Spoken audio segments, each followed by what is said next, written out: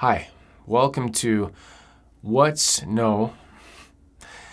to This is the Problem with Landon Bailey, my ongoing series of ramble videos, non-prepped, non-scripted, nonsense. It's just nonsense, mainly.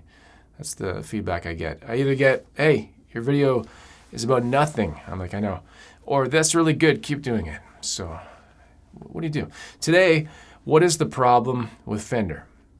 And I'm going to break it into two parts. I'm going to break it into the problem I have with Fender, and then Fender's problem. Okay? And this is just me brain farting, brainstorming my thoughts on Fender. So I'll just start off with my problem with Fender, my issue. What's my issue?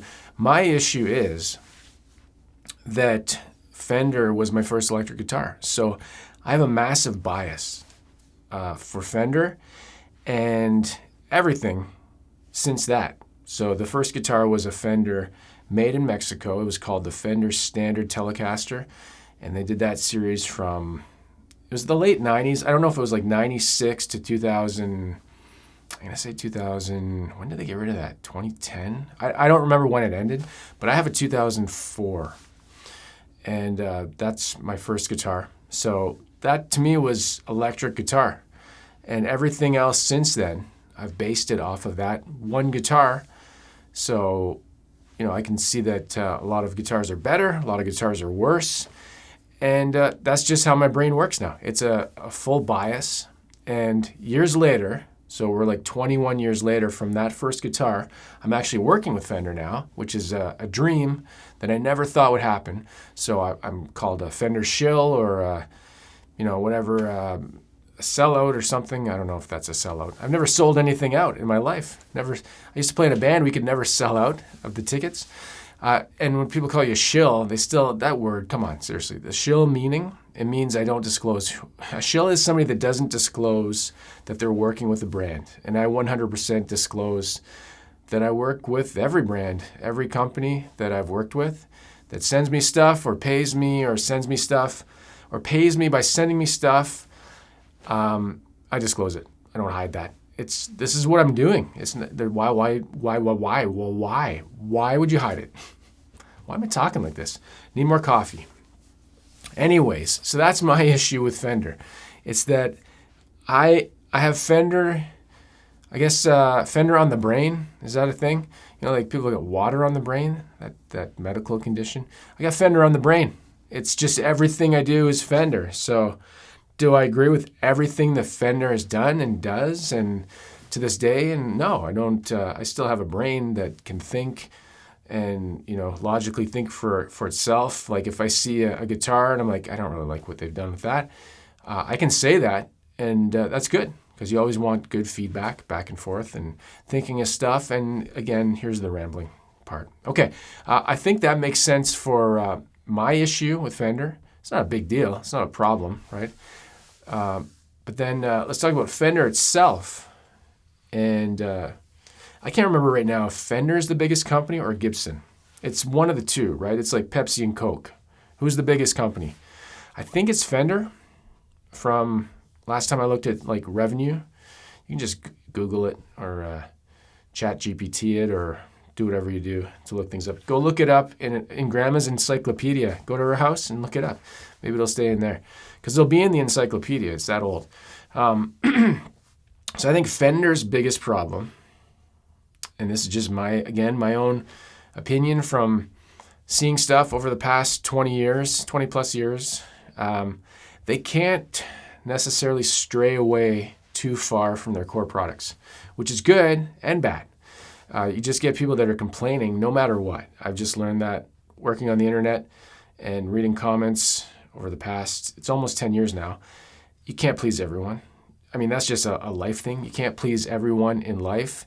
So I say, find the people that you like to work with and that make you enjoy life and stick with those people. What I'm trying to say is, they can't really stray away from the core stuff that they have. Like, will they ever do a headless guitar? Probably not, because the headstock is so meaningful, right? The Tele headstock, the Strat headstock. Do they have any other headstocks? The Starcaster headstock. They've got a few. Those are the main ones. They kind of use those between all the guitars. I'm just looking around. Yeah, Tele and Strat are the two most recognizable. So I doubt you'll ever see a headless guitar from Fender. I could be wrong. Maybe they'll make the body look like a headstock. I don't know. Oh, that just reminds me. I don't like the look of the headstock on a 12-string Fender. I think it looks horrible. Yeah, so say they wanted to do something like that, they probably can't because they're so iconic and it's a brand that's been around so long. Everybody kind of has an expectation of what they'll do next.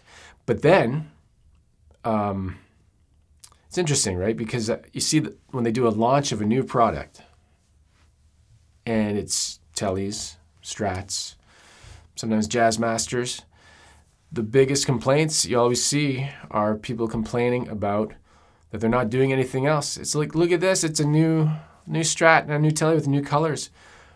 Tell me, leave a comment below, if you were running a company and your company was to make new products, like you don't make money on the old products, right? You're selling new products. What would you do if you get in shit for making something that's off-brand? Like if they tried to make a headless guitar, for example, and it doesn't sell. Or could you just make the thing that you're good at and change it a little bit and up the price, because everything that happens, right? How would you solve that? Don't just complain about it. Solve the problem. What would you do if you're Fender? That's a challenge to all the whiners and complainers. Can't get away from the core products because you can't. Your business would fail. You know, something interesting. Somebody pointed out, they left me a comment. I can't remember which video it was. They showed, and I looked this up after. I did my research. I Googled it. They said the price of a 1954 Stratocaster was around $249 US. Today, that for inflation, so $249 US with price inflation is just under $3,000 US, which is the price of the newest line of guitars they just released, that Fender just released.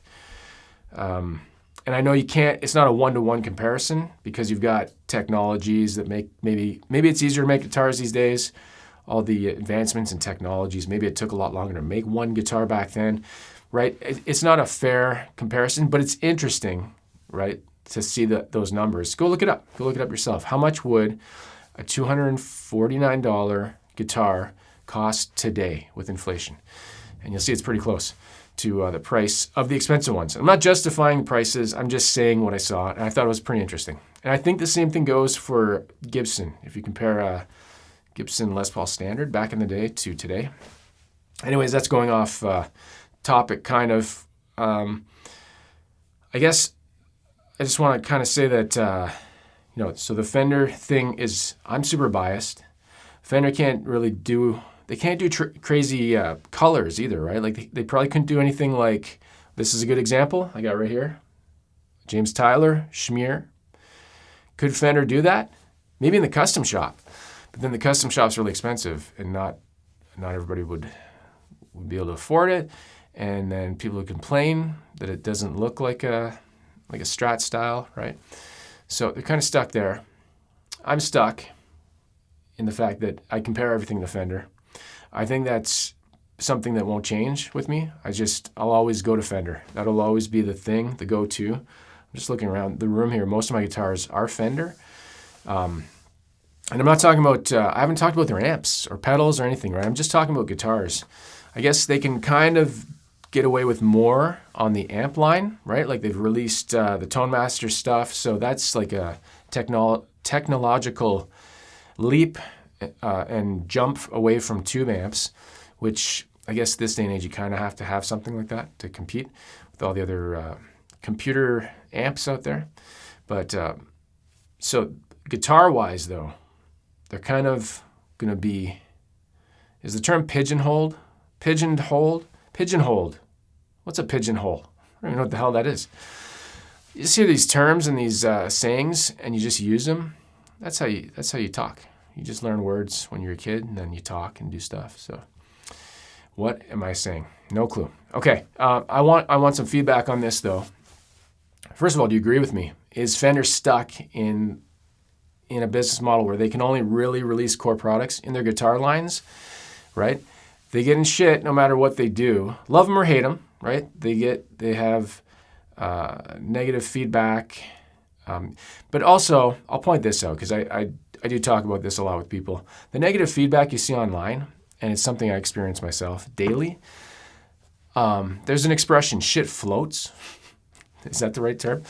The negative stuff usually is more visible and it tracks more in your mind. Like you see it, and I can see 5 comments that are like, hey, awesome guitar playing. I'm like, no, it's not. Oh, I really like what you did there. Why? Why would you like that? Oh, cool shirt. I'm like, you were looking at my shirt? What else do they say? You look like Paul, you sound like Paul Rudd. I'm like, what are you even talking about? Are you watching the video? That's 4 things. That's good enough. And then they'll be like, you suck at guitar playing. I'm like, oh my God. So this one just went, that's the sound it makes. Destroyed that. All those positive things just got destroyed by that little one thing. And that one little teeny tiny asshole who doesn't leave the house, who would not say that thing to me in person. What was my point? He's stupid. He's a stupid poo-poo head. All right, this is where we're going to end the ramble because we've gone over the limit of mind expansion, and I've blown your mind. I know that. I'll go back again and just quickly say, let me know your thoughts on Fender. Let me know what's your favorite guitar. Is Fender bias a real thing? Have you ever biased a Fender amp? That's where I'll leave it, okay? As always, play guitar and have fun, and I'll see you in the next video. Take care. Man, these videos make no sense.